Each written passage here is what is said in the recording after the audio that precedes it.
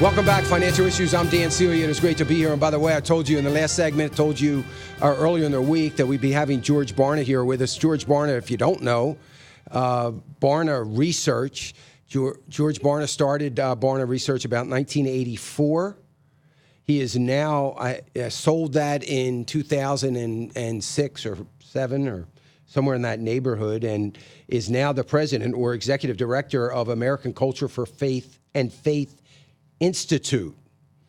And I don't think there's too many Christians more quoted from pulpits and in books and surveys and political campaigns than George Barna. George, welcome. Thank you for being with us.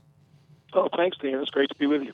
So you did a great survey that I was so excited about when I saw it in reference to economics and what people know, don't know, and what their knee-jerk reaction is to statements. And it was very, very telling. And I want to tell everybody listening, please write this down, culturefaith.com, culturefaith.com. You need to go to the website, number one, to sign up for the newsletter and get the newsletter that comes out because it's so informative, you'll be amazed.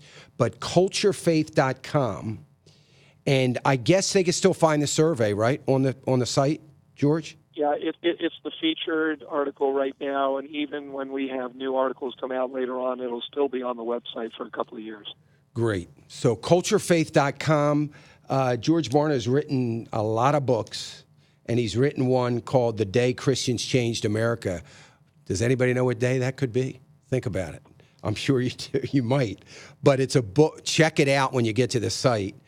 The Day Christians Changed America. It is a great book.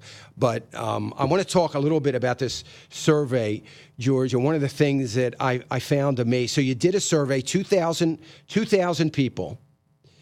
I imagine splits half Christians, faith.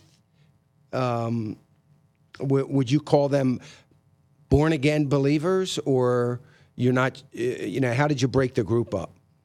Yeah, actually, it was just a random sample of the adult population. So, the incidence of people's different faith segments that they belong to is as it would be if we were to do a census across the country. So if we looked at something like born-again Christians, normally the natural incidence of born-again is not based on people calling themselves that, but based on a couple of their theological beliefs about sin and salvation, forgiveness and whatnot. We classify people as born again. That normally falls out at about 30%, and that's what we had in this survey. You get about 22% Catholics, you got 71% Protestants, you got 21% who are religious skeptics, atheists, agnostics, no interest in religion whatsoever. So, yeah, I mean, it just follows the lay of the land in the survey, and that enabled us to be able to project this to the entire population. So it talks about the difference between socialism and capitalism, what people know, don't know, or what they believe is better for America moving forward. And one of the things that was very telling to me, when the 70%, when you looked at the governance, the differences, that Americans agreed 70% on some of these questions, and then you gave a list of some of the responses that there was agreement on. And I found it amazing because it kind of goes to the argument, the thing I always say, that people have no idea what socialism is. Really, not a lot of idea of what capitalism is. Socialism is good, capitalism is bad a lot of the times. I wrote a master's thesis many years ago on the economics of Mussolini. And so I hear people talk about fascism and Marxism and socialism, and I just think you just don't have a clue. You have no idea what this is all about. And you kind of pointed that out in this in such a good way. We're better off when government is directed by the people rather than people taking direction from the government. And yet, I think if you went up this to 70% of the people, most of them would say, well, not really. It might be different. If it was socialism, it might be a good thing. But this was after they knew what it was all about, right? Well, yeah, I mean, what we do is we asked them a first question of which would you prefer, very simply. Which would you prefer, socialism or capitalism? Found that 41% said they prefer socialism, which is alarming in and of itself. But then we asked about 36 questions where we didn't take a side and we weren't trying to skew their opinion. We just said, okay, which of these following kind of lifestyles or economies or governments would you prefer? And we described a capitalistic one and compared it to a socialist one and said, well, which would you prefer?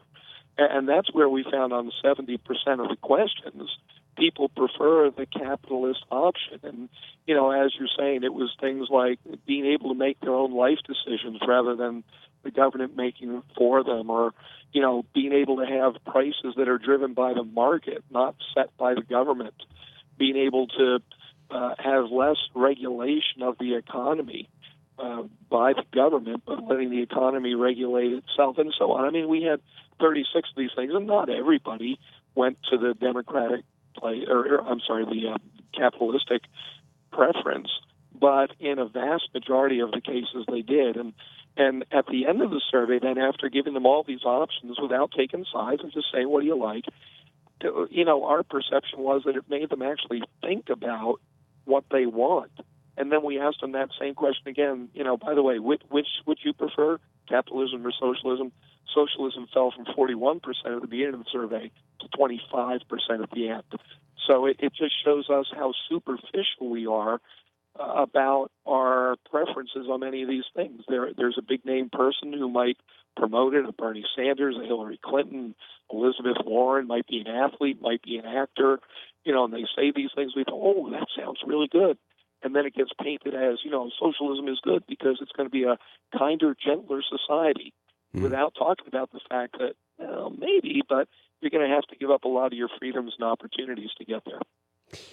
Well, that's so interesting, and I remember I was thinking of the November elections and the next presidential elections, and I'm trying to, there's a lot of things that I guess the left can say bad about the president's personality, demeanor, attitude. I get a lot of it. I'm from Philadelphia. We have a lot of similar traits. Unfortunately, I'm saying unfortunately because it is unfortunate for me.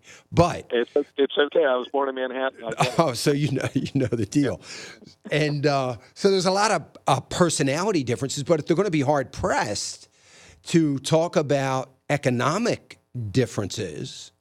And because I'm looking at some of the questions and what you asked and how they were asked, and you say how everybody changed. Has any of this information, I would assume by now, gone to Republican National Committee or even the Democratic National Committee that you know? We know that they've seen it, and they're trying to figure out. GOP is trying to figure out how they can use it to their advantage. Democrats, we haven't heard what they plan to do with it. My guess is bury it. But sure. It's an interesting day and age in which to live, because one of the things we also asked that wasn't even reported in this particular analysis was whether or not people think there's such a thing as absolute truth. And we found that 2/3 of Americans say no, there isn't. So we live in a day and age where not only do we think there's no moral absolutes, but we kind of expect people to lie to us, to deceive us, to manipulate us. And that's what's made us such a skeptical, kind of hardened culture that requires some different types of leadership than we've seen in the past. So it's an interesting day and age to be alive and to try to counsel leaders about how to communicate truths and facts to people in a culture that doesn't believe anybody, no matter what evidence you show them. Do you believe it's a culture that doesn't want a yardstick, a moral yardstick to be judged by or measured by? I think it's a culture based on all the research I've been doing that really would love to have that, but they're afraid to take that step forward because it means that they're going to have to perhaps change some of their habits, their routines, their beliefs, their values in order to have a more internally consistent view about life, what we often call a worldview. And so that's not being taught by parents. It's not really being taught by churches very effectively.